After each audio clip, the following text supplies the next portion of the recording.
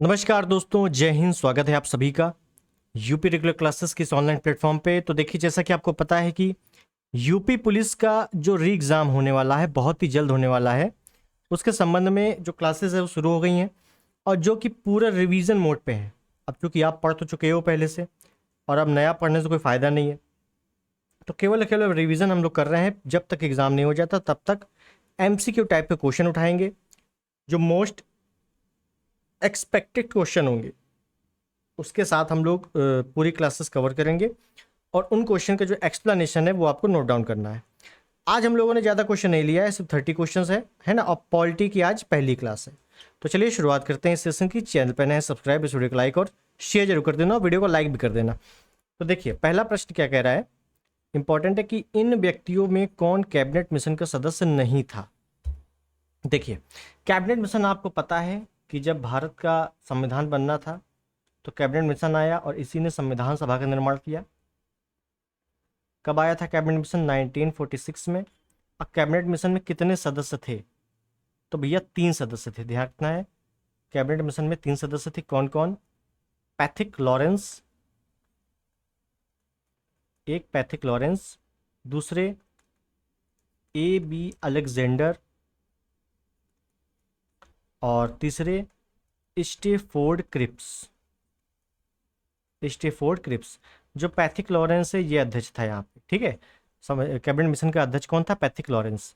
तो सदस्य नहीं था तो विलियम वुड, ये सदस्य नहीं था। Option is the right answer, ठीक है। इसी टाइप के क्वेश्चन आपसे पूछे जाने हैं, ध्यान रखिएगा। और पॉलिटी का एक भी प्रश्न बिल्कुल बाहर नहीं जाएगा, आप रेगुलर क्लास लेते रहना बस, फ्री ऑफ कॉस्ट। चलिए नेक्स्ट। 1946 में निर्मित अंतरिम सरकार में कार्यपालिका परिषद के उपसभापति थे। उपसभापति आ जाए या उपाध्यक्ष आ जाए, दोनों चीज एक ही है। उपसभापति कौन थे? तो पंडित जवाहरलाल नेहरू, ठीक। अब अंतरिम सरकार की बात कर ले, यहां से 2 टाइप के क्वेश्चन पूछे जाते हैं अंतरिम सरकार। क्या? एक पूछा जाता है कि अंतरिम सरकार में अंतरिम सरकार की घोषणा कब हुई थी। एक पूछा जाता है अंतरिम सरकार की स्थापना कब हुई थी। और एक पूछा जाता है अंतरिम सरकार में मुस्लिम लीग कब शामिल हुआ। तीनों का उत्तर लीजिए कि जो घोषणा होती है ये होती है 24 अगस्त 1946 को, और ये डेटें पूछी गई हैं इस वजह से करवा रहा हूँ। स्थापना होती है 2 सितंबर 1946 को और मुस्लिम लीग इसमें शामिल होता है 24 अक्टूबर 1946 को, ठीक। तो ये तीनों क्वेश्चन आपसे कई बार पूछे गए, तो ध्यान रखना है। अगला देखें, प्रथम अंतरिम राष्ट्रीय सरकार की घोषणा कब हुई। देखिए आ गया, घोषणा कब हुई? 24 अगस्त 1946 को घोषणा होती है। गठन पूछ लेता तो 2 अगस्त करते, सॉरी 2 सितंबर 1946 करते, ठीक। नेक्स्ट, संविधान सभा के चुने हुए स्थायी अध्यक्ष कौन थे? संविधान सभा की जो प्रथम बैठक होती है, प्रथम बैठक ये होती भैया 9 दिसंबर 1946 को। इस पे जो अस्थायी अध्यक्ष बनाया जाता है, अस्थायी अध्यक्ष बनते हैं, वो बनते हैं सच्चिदानंद सिन्हा, सच्चिदानंद सिन्हा। लेकिन जो दूसरा अधिवेशन होता है 11 दिसंबर को 1946, इसमें स्थायी बना दिए जाते हैं डॉक्टर राजेंद्र प्रसाद, डॉक्टर राजेंद्र प्रसाद, ये आपको पता होगा, ठीक। तो ये हमेशा के लिए फिर स्थायी हो जाते हैं 11 दिसंबर से। फिर जब तक संविधान सभा की अंतिम बैठक नहीं हो जाती तब तक राजेंद्र प्रसाद ही अध्यक्ष रहते हैं, ध्यान रखिएगा। और उपाध्यक्ष कौन बना दिए जाते हैं स्थायी? JB कृपलानी और TB कृष्णमाचारी, ठीक है, 2 लोग। तो संविधान सभा के चुने हुए स्थायी अध्यक्ष कौन थे? Doctor Rajendra Prasad. Option C is the right. Next, भारतीय संविधान को बचाने हेतु भारतीय संविधान सभा के कुल कितने अधिवेशन हुए थे? इंपॉर्टेंट है, बनाने हेतु, बचाने नहीं, बनाने हेतु कितने अधिवेशन हुए थे। देखिए, यहां पे आपसे पूछा जा सकता है कि कुल बैठक कितनी हुई थी, कुल अधिवेशन कितने होते हैं, कुल वाचन कितने होते हैं। ये 3 टाइप के क्वेश्चन आते हैं। तो देखिए, अगर आपसे पूछा जाए बैठकें कितनी हुई, तो बैठक होती है भैया 166। अधिवेशन कितने हुए? तो अधिवेशन टोटल में 12 होते हैं। और वाचन कितने हुए 3। तो ये आपको बिल्कुल नंबर याद रखने हैं, क्योंकि अगर आपसे आंकड़े पूछेंगे किसी भी सब्जेक्ट से या किसी भी टॉपिक से तो इसी टाइप के आंकड़े पूछे जाते हैं। तो हमसे पूछा है कितने अधिवेशन होते हैं, तो बस 12 कर देंगे अधिवेशन, कोई दिक्कत नहीं है। ठीक है, नेक्स्ट, भारत की संविधान सभा की अंतिम बैठक की सही तिथि को बताइए। देखिए, जैसा कि मैंने बताया कि जो बैठक हुई टोटल 166 बैठक, तो 166वीं बैठक कौन सी थी, अंतिम बैठक। तो अंतिम बैठक होती भैया 24 जनवरी 1950 को। 24 जनवरी 1950 को अंतिम बैठक होती है। इसी अंतिम बैठक में राष्ट्रगान और राष्ट्रीय गीत को अपनाया जाता है, इन दोनों को अपनाया जाता है, ध्यान रखना है। और इसी दिन आपका 200 सॉरी वो 26 नवंबर को होता है, हाँ ये नहीं है, राष्ट्रगान और राष्ट्रगीत ये दोनों अपनाए जाते हैं। ये डेट आपको ध्यान रखनी है। दूसरी चीज, 24 जनवरी 1950 को संयुक्त प्रांत का नाम बदल कर दिया जाता है उत्तर प्रदेश, और इसीलिए 24 जनवरी को यूपी दिवस मनाया जाता है, उत्तर प्रदेश दिवस मनाया जाता है, ध्यान रखना है। ठीक है, चलिए नेक्स्ट, भारतीय संविधान के निर्माण के समय संवैधानिक सलाहकार कौन थे, मतलब भारतीय संविधान के संवैधानिक सलाहकार कौन था। तो ये थे भैया BN राव। अब प्रथम प्रारूप इन्होंने ही तैयार किया था, संविधान का प्रथम प्रारूप। इस प्रारूप में 321 अनुच्छेद थे और 10 अनुसूचियां थी। ठीक, तो ध्यान रखना है, 321 अनुच्छेद, अनुसूचियां, प्रथम प्रारूप किसने तैयार किया था, BN राव ने। और संविधान के संवैधानिक सलाहकार भी थे। ठीक है, नेक्स्ट, भारतीय संविधान कब लागू हुआ था। तो बिल्कुल सिंपल क्वेश्चन है, भारतीय संविधान कब लागू हुआ था। तो 26 जनवरी 1950 को लागू हुआ था। लेकिन अगर पूछ ले कि अर्ध संघीय संविधान कब लागू हुआ, अगर पूछ ले बनकर कब तैयार हुआ, अगर पूछ ले सब भारतीय संविधान को अपनाया कब गया, तो ये तीनों का उत्तर आप दोगे 26 नवंबर 1949। इसीलिए क्योंकि 26 नवंबर को बन के तैयार हो गया था पूरी तरीके से, इसीलिए 26 नवंबर को संविधान दिवस मनाया जाता है, संविधान दिवस। ठीक है, नेक्स्ट, संविधान दिवस कब मनाया जाता है। तो देखो आ गया, 26 नवंबर को मनाया जाता है, क्योंकि 26 नवंबर 1949 को संविधान पूरी तरीके से बनकर रेडी हो गया था। नेक्स्ट, निम्नलिखित में से संविधान सभा की संघ संविधान समिति का अध्यक्ष कौन था। देखो बहुत सारी समितियां बनी थी संविधान बनाने के लिए, जिसमें से पूछा गया है संघ संविधान का अध्यक्ष कौन था, संघ संविधान समिति। देखियो, जब भी आ जाए संघ संविधान मतलब संघ लगा हो किसी भी समिति के आगे, और अगर आ जाए प्रांत या प्रांतीय किसी भी समिति के आगे लगा हो, संघ लगा हो तो आप करोगे बिल्कुल आंख बंद करके पंडित जवाहरलाल नेहरू, और प्रांत लगा हो तो आप करोगे सरदार पटेल। ठीक, तो ये एक ट्रिक टाइप की है, ध्यान रखना है। तो संघ बोला है तो बस पंडित जवाहरलाल नेहरू कर देना है, option C is the right. ठीक है, नेक्स्ट, संविधान पांडुलेखन समिति का निम्न में से कौन सदस्य नहीं था। ये आप लगा लो, वेरी वेरी इंपॉर्टेंट क्वेश्चन है, अच्छे लेवल का क्वेश्चन है ये। देखिए, पांडुलेखन समिति को ही कहा जाता है प्रारूप समिति, और प्रारूप समिति के कई सारे नाम है। देखो जैसे जैसे मैंने लिखा प्रारूप समिति, इसी को बोला जाता है पांडुलेखन समिति, इसी को बोला जाता है मसौदा समिति, इसी को बोला जाता है वार्ता समिति, इसी को बोला जाता है ड्राफ्टिंग ऑफ कमिटी। ठीक, तो ये कई सारे नाम हैं।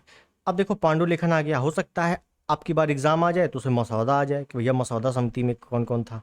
हो सकता है वार्ता समिति आ जाए कि भैया वार्ता समिति में क्या क्या क्या था, या प्रारूप समिति आ जाए।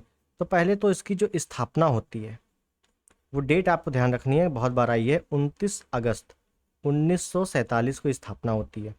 इसके जो अध्यक्ष होते हैं, अध्यक्ष वो होते हैं आपके doctor BR Ambedkar.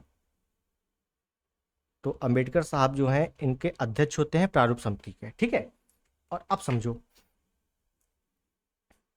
Doctor Ambedkar प्रारूप समिति में शामिल कब होते हैं, ये आपसे पूछा जाता है। तो शामिल होते भैया अगले दिन 30 अगस्त 1947 को।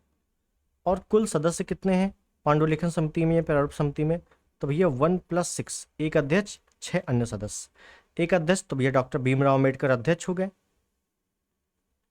डॉक्टर अंबेडकर अध्यक्ष हो गए। अब 6 सदस्य कौन कौन है, तो देखो, एक हैं आपके मोहम्मद सादुल्ला, एक हैं आपके KM मुंशी, एक हैं आपके कृष्ण स्वामी अय्यर, कृष्ण स्वामी अय्यर, एक हैं आपके गोपाल स्वामी आयंगर, एक हैं आपके DP खैतान, और एक हैं आपके VL मित्तल। BL मित्तल की मृत्यु हो गई थी तो इनकी जगह फिर TT कृष्णमचारी बाद में आए थे, और DP खैतान की जगह N माधवराव बाद में आए थे, क्योंकि इन दोनों की मृत्यु हो गई थी। ठीक है, तो ये आपको 7 सदस्य थे, बिल्कुल अच्छे से ध्यान रखना है। जिसमें से आपको एक पॉइंट जरूर नोट कर लेना है, अगर थोड़ा सा अच्छा प्रश्न बनाएगा, कि KM मुंशी जो थे ये कांग्रेसी थे। यहाँ पर पूछा जाता है प्रारूप समिति में कौन कांग्रेसी था, प्रारूप समिति के सदस्यों में कौन कांग्रेसी था, तो KM मुंशी जो थे ये कांग्रेसी थे। ठीक, नेक्स्ट, संविधान सभा ने डॉक्टर भीमराव अम्बेडकर की अध्यक्षता में प्रारूप समिति का गठन कब किया, तो भैया प्रारूप समिति का गठन की बात आई है, ये तो बोला नहीं गया भैया अम्बेडकर कब शामिल हुए, तो गठन तो 29 अगस्त 1947 को हो गया था। बताओ भाई, सिंपल है कि नहीं।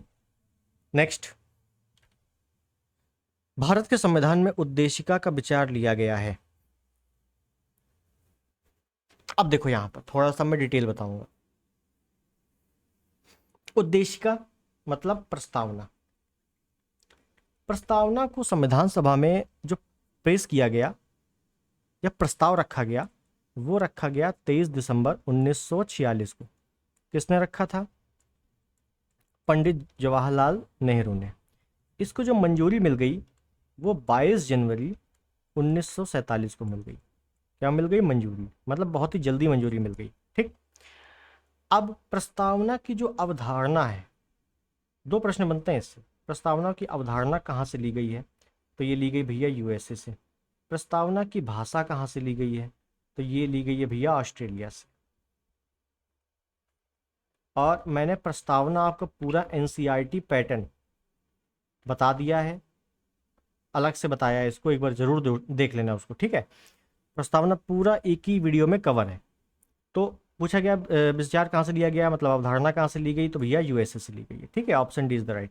लेकिन भाषा पूछेगा तो ऑस्ट्रेलिया करोगे। ठीक, नेक्स्ट, डॉक्टर BR अम्बेडकर की अध्यक्षता में संविधान सभा की प्रारूप समिति में कितने अन्य सदस्य थे। देखो यहाँ पे सदस्य बात की गई, संविधान सभा प्रारूप समिति की बात की गई, तो आप साथ लगा के चले आओगे, गलत हो जाएगा। बोला गया है अन्य सदस्य, ध्यान देख रहे हो, बहुत ही अच्छे से आप क्वेश्चन पढ़ो। बोला गया है अन्य सदस्य के बारे में, तो अन्य सदस्य जब भी आ जाएगा तो हमें पता है 1+6 है, एक अध्यक्ष है और 6 अन्य हैं, तो बस ऑप्शन बी यहाँ पर सही है, 6 होगा आंसर। ठीक है, इस टाइप के क्वेश्चन बनते हैं। नेक्स्ट, निम्नलिखित में से कौन सा अनुच्छेद भारत के राष्ट्रपति द्वारा वित्त आयोग की नियुक्ति से संबंधित है। देखिए, वित्त आयोग जो है इसका उल्लेख अनुच्छेद 280 में किया गया है, तो राष्ट्रपति जो है वित्त आयोग का गठन प्रत्येक 5 वर्ष में आर्टिकल 280 के तहत करता है। ठीक, नेक्स्ट, भारतीय संविधान के 6ठी अनुसूची के प्रावधान किस राज्य पर लागू होते हैं। अनुसूची, टोटल अनुसूची 12 है, जिसमें से 8 पहले थी, 4 बाद में जोड़ी गई हैं अलग अलग संविधान संशोधन के तहत।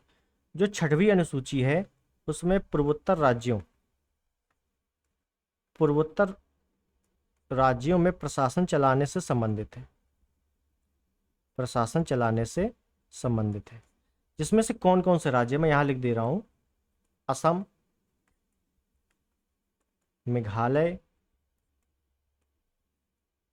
मिजोरम, त्रिपुरा, ये 4 राज्य जो हैं अनुसूची 6 में उल्लेखित हैं। तो वो अनुसूची 6 का बोला गया है। तो भैया त्रिपुरा आ गया, option C is the right. Assam, Meghalaya, Mizoram, Tripura, चारों याद रखने हैं आपको। ठीक, नेक्स्ट। निम्नलिखित में से कौन सही सुमेलित नहीं है? नहीं है बोला गया भैया, ठीक है नहीं है, ध्यान देना है। सर्वोच्च न्यायालय में तदर्थ न्यायाधीश की नियुक्ति 127 अनुच्छेद के तहत, लोकसभा अध्यक्ष 93 के तहत, संसद के सदनों का कार्यकाल 83, राष्ट्रपति द्वारा संसद के दोनों सदनों का विशेष संबोधन 88। देखिए, जब भी आ जाएगा तदर्थ न्यायाधीश, तो तदर्थ न्यायाधीश का मतलब होता है कि ऐसे न्यायाधीश, यदि सुप्रीम कोर्ट में न्यायाधीशों का कोरम या गणपूर्ति पूरी ना हो रही हो, तो राष्ट्रपति और सुप्रीम कोर्ट के जो मुख्य न्यायाधीश होगा, ऐसे न्यायाधीशों की नियुक्ति करेगा सुप्रीम कोर्ट में, ऐसे हाई कोर्ट के न्यायाधीशों की नियुक्ति करेगा जो उसकी योग्यता पूर्ण करते हो। ठीक है, तो उसी को तदर्थ न्यायाधीश बोलते हैं, जो कि 27 के तहत है, बिल्कुल सही है। लोकसभा अध्यक्ष स्पीकर का पद 93 के तहत है, बिल्कुल सही है। संसद के सदनों का कार्यकाल 83 के तहत है, बिल्कुल सही है। दोनों सदन, ठीक है ना, लोकसभा राज्यसभा अलग अलग चीज़ें हैं, लेकिन दोनों का आर्टिकल सेम है। राष्ट्रपति द्वारा संसद के दोनों सदनों का विशेष संबोधन 88 में नहीं है। अगर यहाँ पे आ जाएगा विशेष दोनों सदनों की संयुक्त बैठक, तो वो आर्टिकल 108 में है। अगर आ जाएगा राष्ट्रपति का विशेष अभिभाषण या सामान्य अभिभाषण, तो वो आपका आर्टिकल 86 और 87 में है। ठीक है, 88 में नहीं है। चलिए नेक्स्ट। संविधान का निम्न अनुच्छेदों में कौन एक अनुच्छेद उपबंधित करता है कि मत बराबर होने की दशा में अध्यक्ष के पास एक निर्णायक मत होगा और वह उसका प्रयोग करेगा? कुल मिलाकर चीज़ इतनी है कि अगर सदनों में अगर वोटिंग हो रही है और अगर टाई हो जाए, मतलब यहाँ भी 100 वोट, यहाँ भी 100 वोट, तो भैया इस स्थिति में लोकसभा अध्यक्ष अपना वोट करेगा, अदरवाइज नहीं करेगा। और अगर लोकसभा अध्यक्ष नहीं है तो उपाध्यक्ष अपना वोट करेगा। अगर लोकसभा अध्यक्ष ने मान लो इसको वोट दे दिया तो 101 हो गया, मतलब ये जीत गया, है ना। तो इस टाइप से चीज़ें होती हैं और ये आर्टिकल 100 के तहत अपने वोट का प्रयोग करता है। ठीक है, ध्यान रखना है। नेक्स्ट, संविधान के निम्नलिखित अनुच्छेद के अंतर्गत संसद के दोनों सदनों की संयुक्त अधिवेशन का प्रावधान है। तो अगर किसी विधेयक में ऐसा हो जाता है कि दोनों सदनों की संयुक्त बैठक बुलानी है, तो वो आर्टिकल 108 के तहत होता है। संयुक्त बैठक बुलाता कौन है? बुलाता कौन है? राष्ट्रपति। लेकिन संयुक्त बैठक की अध्यक्षता कौन करता है?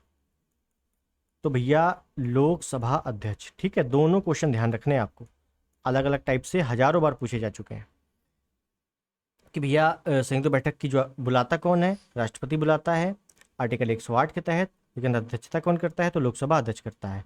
और यहाँ पे अगर मैं बोल दूँ संयुक्त अधिवेशन की अवधारणा कहाँ से ली गई है, किस देश के संविधान से ली गई है, तो आप करोगे ऑस्ट्रेलिया। ठीक है, चलिए नेक्स्ट। अनुसूची है, प्रावधान है। ठीक है, अनुसूची में क्या दिया गया है वो देखना है। तो देखो अच्छा सॉरी, क्षमा चाहते हैं, बोला गया है निम्नलिखित में से कौन सा सही सुमेलित नहीं है?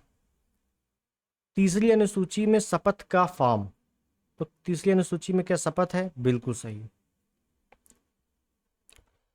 सातवीं अनुसूची में 3 विधायी सूचियां हैं, संघ सूची, राज्य सूची, समवर्ती सूची, बिल्कुल सही है। 8वीं अनुसूची में भाषाएं हैं, बिल्कुल सही है। और टोटल भाषा कितनी है? 22। पहली अनुसूची में पंचायत, बिल्कुल नहीं। पंचायत भैया आपका 11वीं अनुसूची में है। पहले में तो भारत और उनके राज्यों का उल्लेख है। ठीक, नेक्स्ट। भारतीय संविधान का छुआछूत उन्मूलन से संबंधित अनुच्छेद है। छुआछूत उन्मूलन या अस्पृश्यता का अंत किसमें है? आर्टिकल 17 में है। आर्टिकल 17 में। उपाधियों का अंत आर्टिकल 18 में है। ठीक है, और बाकी अगर मैं जब आपको मूल अधिकार अलग से बताऊंगा तब मैं डिटेल बता दूंगा, है ना। बहुत सारी चीज़ें हैं इसमें, और अभी बताऊंगा टाइम ज़्यादा हो जाएगा, क्योंकि आर्टिकल 16 में ही आपके लगभग 5 से 6 क्लॉज हैं, पूरा बताना पड़ेगा तब आपको समझ में आएगा। चलिए आगे देखें। भारतीय संविधान के अनुच्छेद 25 का संबंध है। अनुच्छेद 25 का संबंध किससे है? देखिए, अगर मैं बोल दूं, डायरेक्टली बता देता हूं। देखो, जो मूल अधिकार है, मूल अधिकार वो टोटल है 6, जिसमें से आपका अलग अलग आता है, जैसे समता का अधिकार, समानता का अधिकार, स्वतंत्रता का अधिकार, सांस्कृतिक शिक्षा का अधिकार, संवैधानिक उपचारों का अधिकार, इस टाइप से है और अलग अलग आर्टिकल है। तो जो आर्टिकल 25 है, 25, 26, 27, 28, ये 4 आर्टिकल आपके हैं जो धर्म से संबंधित हैं। तो 25 में आपके धर्म की स्वतंत्रता की बात की गई है। ऑप्शन सी यहाँ पर आपका सही है। क्लियर। नेक्स्ट, संविधान के अनुच्छेद और विषय मिलान करना है और बहुत ही ईजी क्वेश्चन होते हैं ये। इसमें अगर आपको एक सही मिल गया तो आपको क्वेश्चन सही हो जाता है। जैसे आर्टिकल 40 डीपीएसपी में है और ग्राम पंचायत के बारे में बताया गया है, ये आपको मिल गया तो बस ए का पहला, मतलब बी और डी तो किसी कीमत पर सही नहीं है। आर्टिकल 44 आपको मिल गया समान सिविल संहिता, सी का 3, बस ऑप्शन ए आपका सही है। ए बी सी डी बिल्कुल लाइन से लगे हुए हैं। ठीक। कृषि पशुपालन की व्यवस्था आर्टिकल 48 में है और 41 में, मतलब कुल मिला के ये सभी डीपीएसपी के आर्टिकल दिए हुए हैं, राज्य के नीति निर्देशक तत्वों के आर्टिकल दिए हुए हैं। ठीक। नेक्स्ट क्या बोला गया है कि भारतीय संविधान का कौन सा अनुच्छेद भारत की विदेश नीति से संबंधित है। देखिए यहां पे आ जाएगा अंतरराष्ट्रीय शांति सुरक्षा,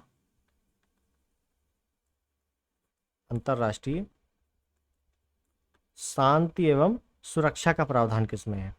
तो भैया ये है आर्टिकल 51 में, आर्टिकल 51, और ये चला जाता है डीपीएसपी में 36 से 51, क्योंकि डीपीएसपी है तो अंतर्राष्ट्रीय शांति सुरक्षा है। और आर्टिकल 51 को विदेश नीति का आधार माना जाता है। तो आपसे कई बार पूछा जाता है कि विदेश नीति का आधार निम्नलिखित में से किस अनुच्छेद को माना जाता है, तो आर्टिकल 51 को विदेश नीति का आधार माना जाता है। ठीक है। नेक्स्ट, भाग हैं और विषय है, मिलान करना है, कोई दिक्कत नहीं, कर देते हैं। तो मौलिक अधिकार आपका भाग 3 में है, बहुत ही प्रसिद्ध है, सी का 2, और सी का 2 मिल गया तो मतलब ए और सी तो कहीं से नहीं हो सकते। उसके बाद है भाग 2, भाग 2 में आपका नागरिकता है, मतलब बी का 1 जैसी मिला, option D is the right. बताओ कोई दिक्कत हुई। और बहुत ही सिंपल है, भाग टोटल आपके 22 हैं, लेकिन सब क्लॉज मिला के टोटल 25 हो जाते हैं, लेकिन आपको स्टार्टिंग के 10 तो आपको याद होने चाहिए। ठीक है, कन्फर्म है। और फिर उसके बाद मोटे मोटे याद होने चाहिए, जैसे आपका 15 है, फिर 18 है, फिर 20 है, फिर 22 है, इस टाइप पे आपको याद होने चाहिए। इंपॉर्टेंट ये सब याद आ जाते हैं। चलिए आगे देखें। समान नागरिक संहिता का प्रचलन है, समान सिविल संहिता, यूनियन सिविल कोड। देखिए ये जो है एक आपका गोवा में लागू है ऑलरेडी, और अभी हाल ही में उत्तराखंड में लागू किया गया है, और इसका उल्लेख आर्टिकल 44 में है, मतलब डीपीएसपी में है, राज्य के नीति निर्देशक तत्वों में है। ठीक है। तो समान सिविल संहिता प्रचलन है, गोवा में प्रचलन है ऑप्शन के अनुसार, लेकिन उत्तराखंड में भी है, तो दोनों में जोड़ लेना। ठीक है, पूरे भारत में इसको लागू करने की बात हो रही है, आगे देखते हैं क्या होता है। नेक्स्ट, इनमें से कौन सा राज्य के नीति निर्देशक सिद्धांतों में सम्मिलित नहीं है। मद्य निषेध है, समान कार्य के लिए समान वेतन है, काम का अधिकार बिल्कुल है, सूचना का अधिकार एक विधिक अधिकार है। कैसा अधिकार है? एक विधिक अधिकार है। तो भैया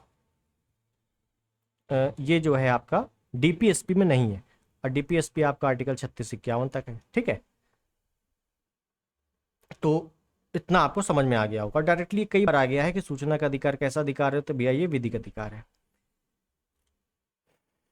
तो क्वेश्चन हमारे होते हैं समाप्त।